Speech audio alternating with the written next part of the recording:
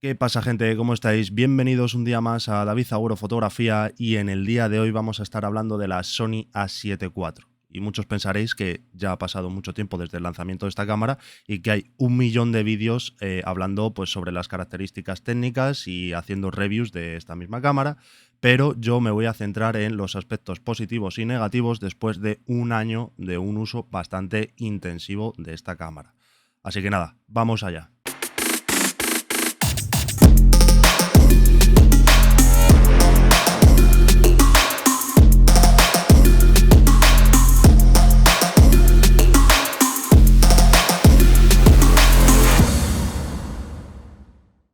Lo primero y los puntos positivos, que es, yo voy a comparar con la anterior cámara que yo tenía, que es la 7 III, ¿no?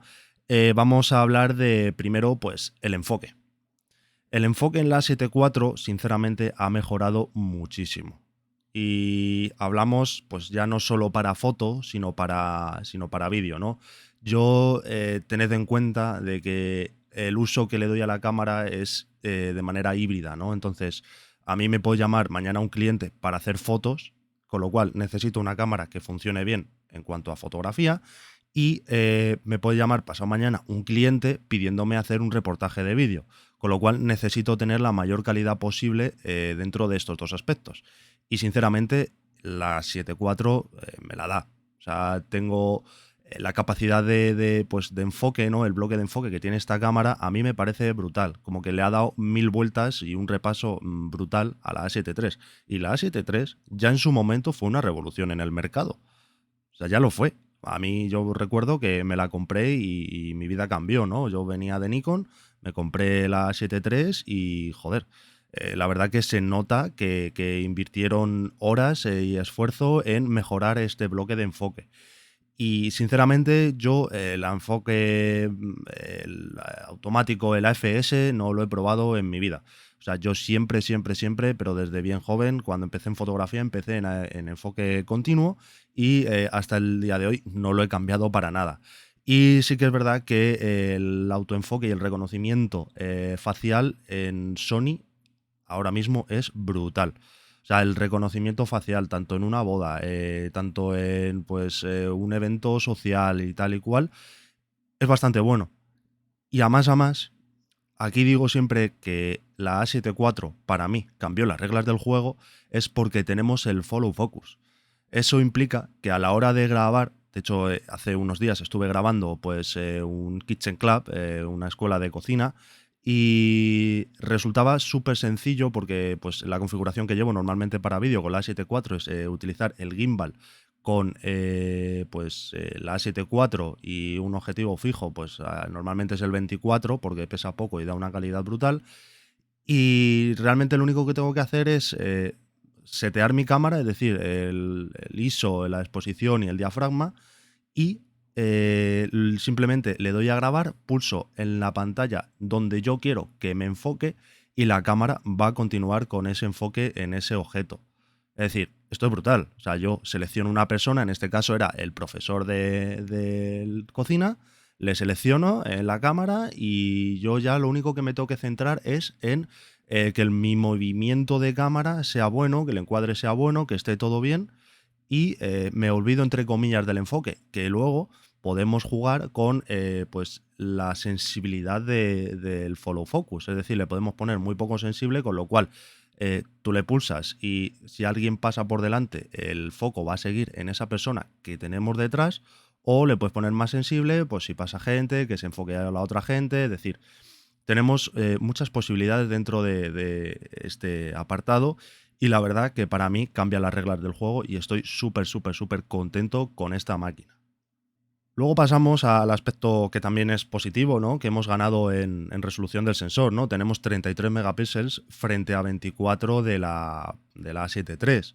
Sinceramente, pues es algo positivo, me gusta tener 33 megapíxeles y creo que no es excesivo.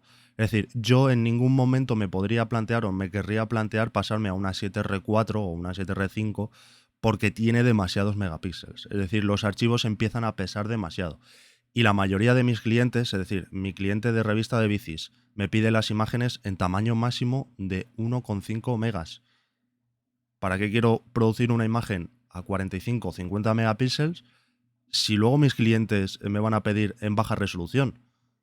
Ya si yo quiero hacer ampliaciones, bueno, pues con 33 megapíxeles lo puedo hacer perfectamente. Así que por ese lado, punto positivo de que tenemos una subida de megapíxeles, pero no es extremadamente excesiva, que es lo que yo tenía miedo de, pues, que subieran demasiado los megapíxeles en esta gama y se fuera para mí de madre decir, pues no quiero tener que tratar con archivos tan pesados, ¿no?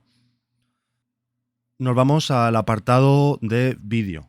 Y esto es algo bastante positivo porque han metido 4K 50. Vale, es positivo y negativo a la vez. O sea, todo tiene su lado negativo, ¿no? De las cosas. Y sí es verdad que el 4K 50 es la leche, pero tenemos el problema de que nos hace un recorte del sensor.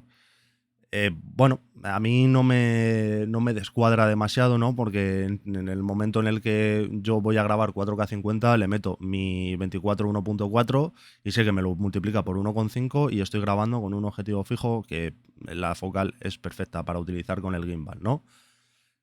Para mucha gente pues puede ser algo negativo, ¿no? Pues gente que haga timelapse de paisajes y tenga un 24 como más angular y de repente quiera grabarlo en 4K y le multiplique, entonces ya tiene ese problema de que tiene mayor focal. O sea, a mí sinceramente puede ser un punto negativo, pero no es muy negativo, ¿no? También tenemos que tener en cuenta que en esta nueva cámara pues hemos ganado el 422. Para todos aquellos que os guste grabar en logarítmico y luego etalonar, es decir, retocar el color en vuestro programa de edición, ya sea Final Cut, DaVinci o Premiere, vais a tener una mayor información del archivo. Es decir, grabar en 422 es como que haya mucho más rango dinámico y sí, en la cámara se va a ver los colores mucho más flat, mucho más planos, pero vamos a tener la posibilidad de trabajar con LUTs, de tener, pues eso, toda la información posible para luego a la hora de retocar el color que podamos ser más tiquismiquis y que pues podamos sacar un mayor rendimiento de nuestra cámara. Otro apartado, pues que a mí me gusta mucho y que la gente no habla demasiado de él es la ergonomía, ¿vale? Yo tengo manos, considero grandes, utilizo una XL de guante y el problema que tenía con la Sony, con la A7 III, es que pues el dedo meñique siempre me sobraba, ¿no? Se queda en plan fuera como bailando, ¿no? Cuando agarras la cámara y eso realmente es algo muy incómodo. A mí me resulta incómodo. Yo venía de un sistema de Nikon con grip integrado, es decir, una cámara, pues yo creo que la última cámara que tuve fue la D4 y tienes un mango que puedes agarrar bien, tienes, pues estás cómodo, sí, tienes mayor peso, pero pues tienes una ergonomía que te favorece el agarre y te hace el trabajo más fácil, ¿no? Entonces, en este caso, la A7 IV le han metido un poquito más de mango por abajo, o sea, de agarre por abajo, y tan solo aumenta el peso de la cámara en 9 gramos. Algo que nosotros yo lo considero imperceptible, ¿no? Realmente no notas la diferencia de 9 gramos de cámara más pesada, con lo cual se agradece que puedas tener un agarre mucho más ergonómico y, por así decirlo, cómodo a la hora de trabajar, ¿no? Lo siguiente de lo que voy a hablar de punto positivo, que la verdad que tiene muchos más puntos positivos que negativos esta cámara, son los menús. Por todos he sabido que las Sonys siempre han tenido unos menús muy rebuscados, muy coñazo para andar con prisas, ¿sabes? Es decir, o te aprendes el menú a la perfección o si tienes que andar buscando, estás en la mierda. Con lo cual, en este caso, considero que su organización de menús ha mejorado muchísimo. Es decir, ahora ya tengo la posibilidad de irme directamente a el área de enfoque, meter a la derecha, o sea, por así decirlo, el navegar por los menús ahora mismo resulta, no voy a decir ultra agradable, porque nunca ha sido agradable navegar por los menús de Sony, pero sí que resulta menos tedioso y hay una mayor rapidez, yo creo, a la hora de navegar a los menús y acceder al justo apartado que tú necesitas. Yo en mi caso Eso lo considero algo muy, muy positivo porque si voy a cambiar algo y quiero cambiarlo rápido porque la acción, entre acción y acción va a ocurrir, va a haber muy poco tiempo, sí que me gusta tener esa posibilidad de ya lo tengo cambiado, voy a grabar, ¿sabes? O voy a hacer fotos, ¿sabes? Entonces, en ese punto ha ganado bastante. No considero que esté hecho, pero que tienen un paso grande dado y que tienen que seguir trabajando en los menús. Y bueno, como último punto positivo para esta cámara, vamos a hablar de pues, que es la cámara híbrida para mí perfecta. ¿Y por qué digo que es para mí? Bueno, pues porque, como os he dicho antes, en cuanto a fotografía, mis clientes no me exigen la mayor de las calidades. Sí que hay clientes que te piden las fotos en alta porque luego van a hacer pues, carteles o cualquier cosa o los van a publicar en no sé qué sitios. Con lo cual, pues bueno, también tengo un punto extra a la hora de hacer mis fotografías de stock. Es decir, yo ahora en fotografía de stock tengo una cámara de 33 megapíxeles, con lo cual el archivo que subo a los bancos de imágenes es más grande, con lo cual, pues bueno, creo que tengo un pequeño porcentaje de posibilidades de que se compre mi foto, tanto porque les gusta como porque tiene un extra ese de resolución, ¿no? ¿Y por qué digo también otra vez que es la cámara híbrida perfecta? Bueno, pues porque para mí hace el mix perfecto entre fotografía y vídeo. Yo no quiero una cámara, yo no necesito una cámara que dispare a 40 fotogramas por segundo. No lo necesito. O sea, yo hago fotografía deportiva y no necesito que tenga 50 fotogramas. Habrá gente que lo necesite, con lo cual para ellos tienen esa gama de cámaras de Alpha 9.2 o la Alpha 1 incluso que dispara un montón de fotogramas. Yo no lo necesito, con lo cual en ese apartado estoy tranquilo. Y luego tenemos el apartado de pues que en vídeo graba 4K 50, que sí que es verdad que he hecho un poquito de menos ese extra de velocidad de cámara lenta en 4K, porque solo tenemos a 50, y si nos vamos a una cámara un poco superior, o una cámara de vídeo como la S3 o la Alpha 1, que sí que tenemos 4K 100. Y es algo que, bueno, se echa de menos, pero tampoco es imprescindible. ¿Y por qué digo que no es imprescindible? Bueno, pues porque con 4K 50 tenemos una cámara lenta bastante agradable y la mayoría de mis clientes, si no todos, cuando me piden grabación en 1080. Y preguntaréis, ¿por qué grabas entonces en 4K?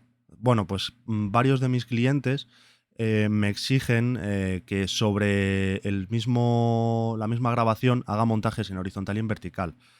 Esto, sinceramente, es una liada. ¿Por qué? Porque tengo que andar reescalando todos mis planos de horizontal a vertical. ¿Por qué entonces grabo 4K? Pues porque tengo más posibilidad de recorte y pierdo menos calidad. Pero ya volvemos a que cuando grabo en 4K 50 me hace el recorte del sensor y pues tengo que andar muy pendiente de eso. Eso es una liada. No me gustaría, o sea, me gustaría que no se recortase el sensor. Pero bueno, es lo que hay, es lo que tengo y sinceramente no me quiero gastar 7.000 euros en una Alpha 1 para que me pidan los vídeos en 1080.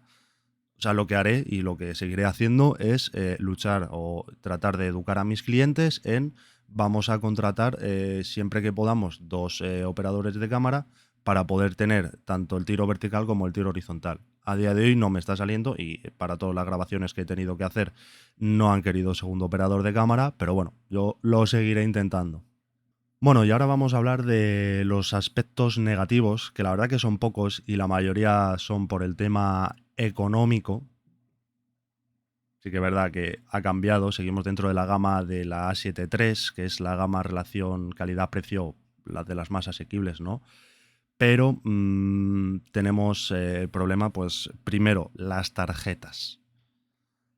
Sony ha sacado su propio CF Express tipo A y las tarjetas suyas oficiales, si queremos 80 gigas, nos va a costar 260 euros. Si queremos 160 gigas, nos va a costar 400 euros. Estamos locos. O sea, yo muchas veces cuando voy a grabar, de hecho en la grabación de hace unos días que grabé 4K 422 en 50, me comí los 80 gigas en 2 horas. Esto es una locura. Y si tengo que llevar más tarjetas que me soporten esa velocidad de escritura, que ojo, la tarjeta es la leche. O sea, la CF Express tipo A es la leche. O sea, yo me paso los archivos de la cámara al ordenador, al disco duro, a velocidad de 350 megas por segundo. Eso es una fantasía. ¿Por qué? Porque copio 80 gigas en un minuto. Vale. Pero el precio a pagar, sinceramente, me parece muy elevado. O sea, es decir, tener que pagar 260 euros por 80 gigas me parece una locura. Pero la cosa no queda ahí, porque si necesitamos varias tarjetas tendremos que desembolsar mucho dinero. Y sí que es verdad que si pillas la de 80 gigas, pues te pillas las dos de 80, pero estamos desembolsando muchísimo dinero solo para almacenamiento. Y que las tarjetas, recordemos que se rompen, dejan de funcionar. O sea, yo de momento no he tenido problemas, pero puede ocurrir. Y la cosa sigue sin quedar ahí. Tenemos el tema del lector de tarjetas, que no son baratos. Tenemos, obviamente, que desechar, entre comillas, todos los lectores antiguos que teníamos porque estábamos utilizando eh, tarjetas de memoria SD, que obviamente las podemos seguir utilizando, ¿vale? Pero no vamos a tener esa capacidad de velocidad de escritura y de lectura, con lo cual vamos a tener ciertas limitaciones, porque las SDs no son tan buenas como las CF Express, pero tenemos que desechar pues nuestros lectores antiguos y comprar un lector nuevo, a no ser que utilicemos, cosa que no recomiendo, el cable USB-C del cargador de la cámara para conectarlo al ordenador y a la cámara con el USB-C y pasar nuestros archivos al ordenador. ¿Por qué no lo recomiendo? Porque el anclaje de USB-C puede terminar rompiéndose y es algo que no queremos, porque nos va a salir más cara la reparación del USB-C que comprar un lector de tarjetas. ¿Y cuánto cuestan estos lectores? Bueno, pues un lector no oficial, o sea, no de Sony, nos va a costar unos 50 euros y un lector oficial de Sony nos va a costar unos 90-100 euros. Otra vez tenemos que sacar la billetera y meternos en faena comprando, pues eso, cosas específicas para este tipo de cámaras, ¿no? Y por último, y para mí no tan relevante, pero para mucha gente sí, es el precio del cuerpo de la cámara. Es decir, la gama, supuestamente esta cámara viene o venía a sustituir a la A7 III, ¿no? Y bueno, pues la verdad que la han mejorado y con creces, ¿no? Para mí, pues ya, como ya os he dicho, cambian las reglas del juego en muchos de los aspectos a la hora de mi trabajo, ¿no? De mi flujo de trabajo. Pero en este caso la A7 IV cuesta 800 euros más de lo que costaba la A7 III. En este caso tenemos que pagar 2.800 solo por el cuerpo de la cámara. En este caso, pues me parece, pues, para mí un precio pagable. O sea, es decir, si me lo dejan más barato, obviamente me gustaría. Obviamente no estamos hablando del tope de gama, con lo cual no tendríamos que pagar precios desorbitados, pero bueno, 2.800 euros está ahí. ¿Qué es lo que hace gorda la factura? El tema de las tarjetas. Sinceramente, yo los pagaría, los volvería a pagar. O sea, yo realmente estoy muy contento con esta cámara y la A7 III queda como cámara, como segundo cuerpo. Es decir, el otro día iba grabando con la A7 IV con el gimbal y con la A7 III con un 85 lo dejaba por ahí y en algún momento lo sacaba para hacer algún plano de recurso, pero realmente se ha convertido en la cámara de uso diario y no quiero más. Hace poco estuve pensando en comprarme la Alpha 1 y luego lo he pensado mejor y digo, pues como os he dicho antes, mis clientes me piden todo el rato baja calidad y solo grabaría en alta calidad o haría fotos en alta calidad para mis proyectos personales, para mis fotos de stock. Con lo cual, realmente no lo necesito y no lo voy a hacer, no voy a comprar la Alpha 1, pero sinceramente la A7 IV para mí es la cámara perfecta en cuanto a relación calidad-precio, que tenemos la capacidad de estirar muchísimo esta cámara, este sensor, este sistema, y que yo en mi caso lo voy a hacer. Ya he pasado de las 100.000 fotos, que se dice rápido, 100.000 fotos en casi un año. Si tenéis dudas de qué comprar, qué no comprar, de si debería, si no debería invertir, yo en mi caso tomaría la decisión de invertir. ¿Por qué? Porque vais a estar muy contentos y muy cómodos con esta cámara y lo vais a disfrutar mucho y os va a mejorar la calidad de vida a la hora de trabajar y lo vais a notar y va a ser pues algo relevante y que cambia las reglas del juego. Así que nada, si tenéis sugerencias, si tenéis ideas y ganas de ver algún vídeo especial, ponérmelo en los comentarios, dejadle un like y nos vemos en el siguiente. Chao, chao.